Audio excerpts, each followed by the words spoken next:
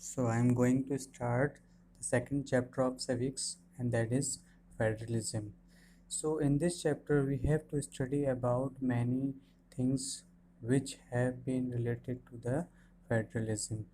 But one thing comes in our mind, and there are so many questions which come in our mind, and they force us to think about some questions like why countries thought about federation. Because if you will see, there are so many countries have adopted the federation in the recent time, but there were some reasons because of which they have adopted the federalism system. Maybe that something wrong happened with them. If you will see in the first chapter, so you have studied that there was some clashes, there was some social conflict because of the diversities. So it might be the reasons that they have come towards the federalism. But one thing also comes in mind, that can federalism be adopted by a democratic country or non-democratic country? So this is an important question we have to just think about, because there are so many things which come in the federalism. It cannot be possible if there is no democracy in the country. And one more question that is related to the power sharing, that if there is a balance power sharing, so will there be a need of federation or not? Or if there is unequal power is divided between the different constituent units, so that causes the emergence of federation. Let's take the concept of federalism. So federalism is one of the pillar of the democracy which is adopted by many countries. So in our country, India, so it is also adopted. So in this system, the power is divided between a central authority and the various constituent units of the country. So here the central authority lies with the union government, or we can say the central government, and the constituent units which are mentioned here, so these are the state government or the provincial government. So let's take an example of a family in which a father has the central authority and the constituent units can be considered as son. So both of them have decision making power, so it means that they both are sharing power. So next, there are the two levels of government. So one is at the central level and another is at the state level. The government which is at the central level, it is for the entire country. It means those subjects or those things which are of national interests, so these are looked over by the central government. It means it is it is seen by the central authority. Next, if you will come to the second level, so that is the provincial level or the state level. So the day-to-day administration of the state or the legislations are taken over or overlooked by the state government. So both governments enjoy their power. It means they do not have any kind of dominance over each other, so they enjoy their power independently. It means they have freedom to take decisions. In this slide we will talk about the differences between the unitary system and the federal system. So these are the two systems which are adopted by different countries. But if you will see our country, so the system which is adopted by our country, that is the federal system. So we have to see the basic differences, because of which we can determine very easily that which system is adopted by which country. So you can look here. So one is unitary system, another is the federal system. In the unitary system you will see there can be a one level of government, or there can be sub units or the provincial government, but they are subordinate to the central government. In the case of federal system, you will see there are two level of government or more than two level of government. It means there are central government, state government, or the Panchayati Raj system here. Second point, you will see the central government can pass an order to the provincial or the local government. It means whatever the decisions which are taken by the central government, these have to be taken care by the provincial or the local government. They cannot say anything in it. So they have to just obey the decisions whatever comes from the central government.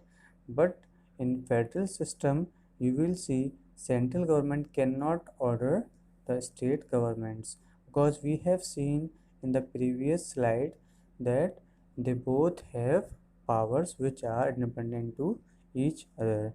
In the third case, you will see the central government is supreme and the administrative decisions exercise only power that the central government has delegated to them.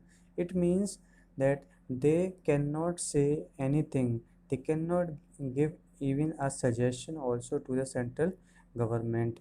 It means whatever the powers they have, so these can be taken over by the central government if they want. But in federal system, you can see the state government has power of its own, for which it is not answerable to the central government. It means that it is getting some exclusive powers over which there is no dominance of the central government. It can take its decision very smoothly also, or we can say without any hindrance. And now we have to talk about the key features of the federalism. So there are some characteristics of the federalism. So in this chapter you will see there are 7 characteristics which we have to talk about or we have to discuss. So first is there are 2 or more tiers of government or the levels of government. So in our case, you can see there are 3 tiers of government. One is union government, second is state government, and third is panchayati raj and municipalities. So which have come after a amendment in the 1992. And second point which you have to see now, different tiers of government governs the same citizens, but each tier has its own jurisdiction in a specific matter of legislation, taxation and administration. So we have to understand it very carefully. Now different types of government, it means the central government or the state governments both govern the same city. It means that both have responsibilities to the same citizen, because you will see at the center level there is an MP. There is MP who has responsibilities over a district, and there is a one MLA at the state government. He has a certain specific region over which he has jurisdiction. So it means the same citizen is giving vote to both the tiers of government. It means both governments have some responsibilities, so they have to take care of those citizens who have given the vote, because the decisions which they will take, so they will get affected by them also. And main thing is also there, that jurisdiction. So you have seen in the federalism that there is no dominance of power, or there is no dominance of central authority over the state government or state government over the central authority. So they can make any law or they can make any kind of changes which they want to run the system very smoothly. And next, that existence and authority of each tier government is constitutionally guaranteed. So in our constitution, when it was made in 1950, so there were some powers which were defined in the constitution, that these are the some powers which lie with the central government or with the state government. Next point you will see here, that uh, fundamental provisions of the constitution cannot be unilaterally changed. So it means that whatever the changes is required in the constitution, it cannot be changed only by a one government. Either it can be the central government or the state government. So it requires the approval of both the level of government. But if you will see that there are some basic structures which cannot be changed very easily. It requires the provision that there should be a two-third majority in the central government, and 50% of the states or more than 50% of the state should agree with the central government. Next point is that courts have power to interpret the constitution and the powers of the different levels of government. As we know very well that we have studied in class 9th that court, or in the court we will see that Supreme Court and High Court, so they have power to interpret the constitution. It means they have to say something regarding the powers of the different levels of government, because they are the protector of the constitution, because the power are divided between the central government and state government, which are completely described in the constitution. And for running any government there is a need of revenue.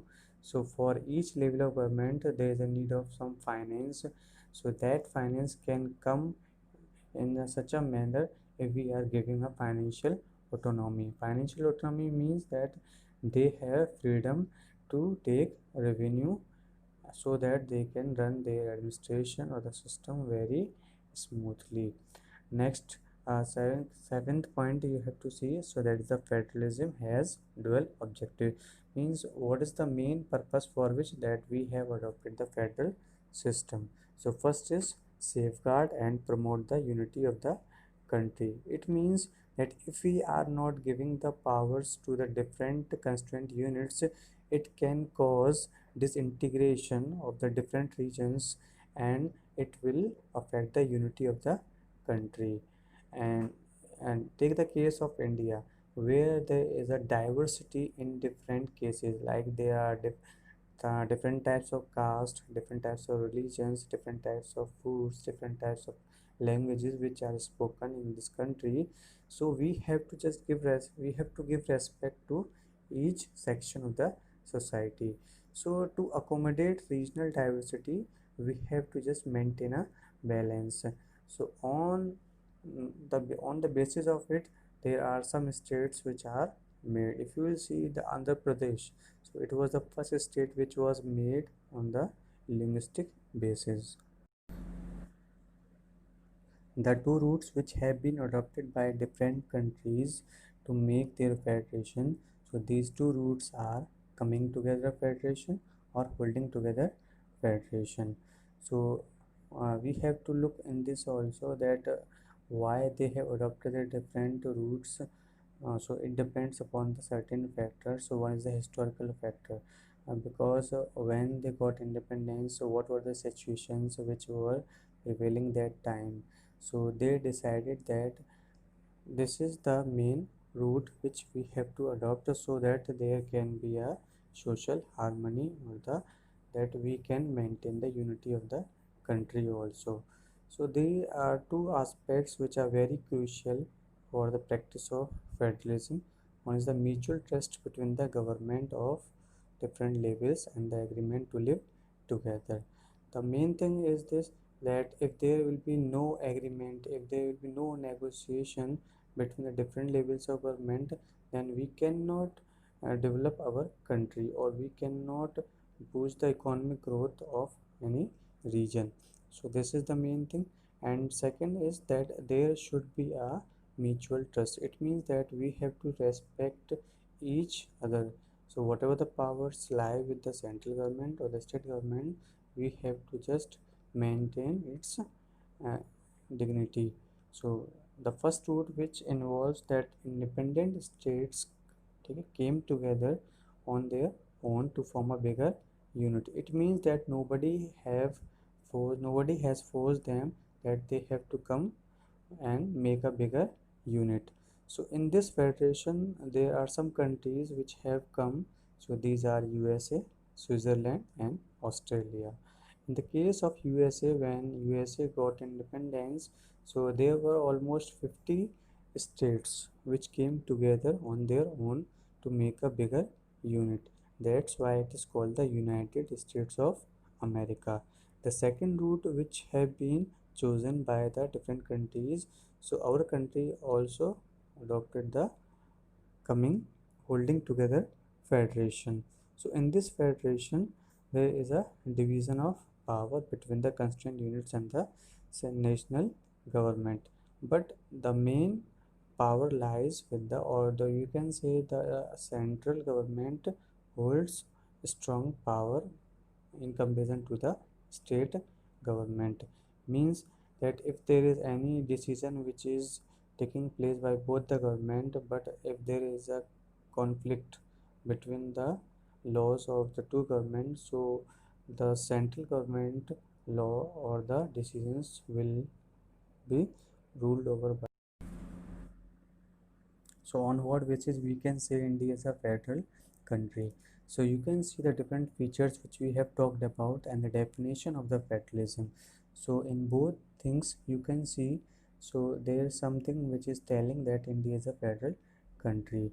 Like first thing you can see in this, that one of the feature which is making India is a federal country, so that is there are different types of government, like the union government which we call the central government that represents the entire country, and another is the state government. So this is one of the main feature of the federalism. Next, that there was a third tier of government which was made in the 1992 and 1993 in the form of panchayats and the municipalities through the amendment 73rd amendment and 74th amendment. So next thing you can see also that there are the different subjects on which every government has its jurisdiction, or they are independent to make legislation, to make laws, to make policies. So there are three lists which are made.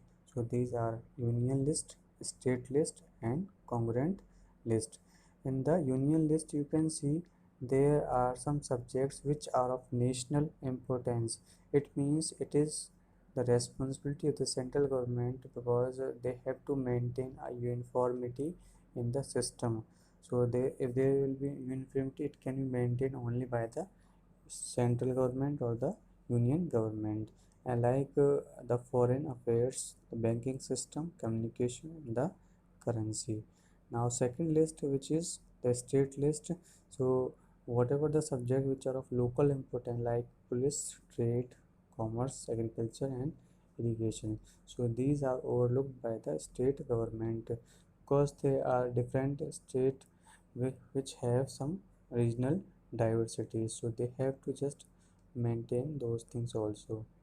And the third is the congruent list. So in this list there are some subjects on which both governments can make laws. So the list includes the subjects like the education, forest, trade, union. So these are some subjects on which both the governments can make laws.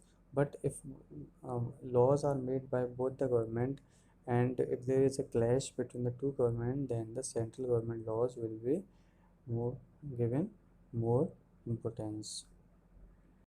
So this is the discussion which we have done now. If you have any kind of queries or comments, so you can ask freely. Thank you.